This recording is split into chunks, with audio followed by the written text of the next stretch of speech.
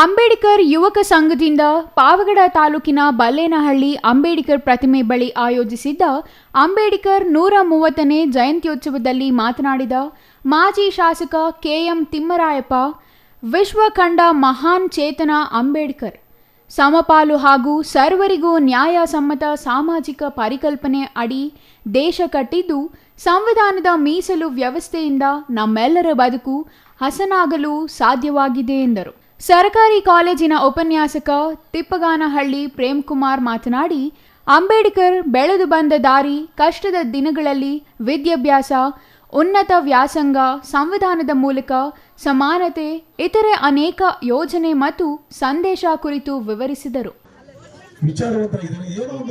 ಇದು ಫ್ಯಾಷನ್ ಆಗಬಾರ್ದು, ಇದು ಫ್ಯಾಷನ್ಗೋಸ್ಕರ ನಾವು ಜಾಗೃತಿಯನ್ನು ಮೂಡಿಸ್ತಕ್ಕಂಥ ಕೆಲಸ ನಾವು ಮಾಡ್ತಾ ಇದ್ದೀವಿ. ಆದರೆ ನಾನು ಇಲ್ಲಿ ನೋಡಿದೆ, ಇಲ್ಲಿ ಹೆಣ್ಣು ಮಕ್ಕಳ ಒಂದು ಕಸೂತಿ ಏನಿದೆ ಅಂದರೆ ಅವ್ರು ಎಷ್ಟು ಕಷ್ಟಪಟ್ಟಿದ್ದಾರೆ. ಸುಮ್ಮನೆ ಆಗಲಿ ಕೆಲಸ.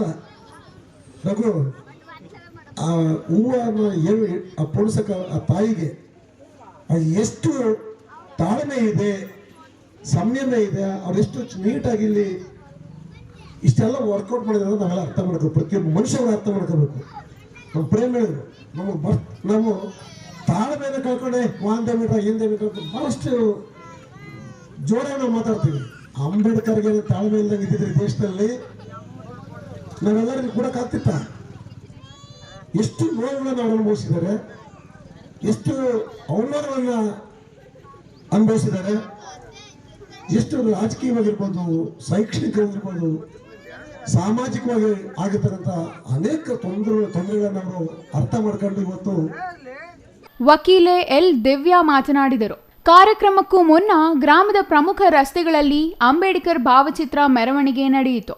ಈ ವೇಳೆ ಮಹಿಳೆಯರು ಪೂರ್ಣ ಕುಂಭದೊಂದಿಗೆ ಸಾಗಿದರೆ ನೃತ್ಯ, ಇತರೆ ಸಾಂಸ್ಕೃತಿಕ ಕಾರ್ಯಕ್ರಮ ಆಯೋಜಿಸಲಾಗಿತ್ತು. ಇನ್ನು ಈ ಸಂದರ್ಭದಲ್ಲಿ ಹೊಸಹಳ್ಳಿ ಮಲ್ಲಿಕಾರ್ಜುನಪ್ಪ, ವಕೀಲ ಆದಿನಾರಾಯಣಪ್ಪ, ರಘುನಂದನ್, ಚಂದ್ರಮೌಳಿ, ಮಲ್ಲೇಶ್, ಪ್ರಸಾದ್ ಬಾಬು ಆಂಜಿನಪ್ಪ, ರಾಮಣ್ಣ, ನಾಗರಾಜ್, ಅಶೋಕ್, ಮಧು ಇನ್ನಿತರರು ಹಾಜರಿದ್ದರು. Pavagada Kondappa, CTV news, Pavagada.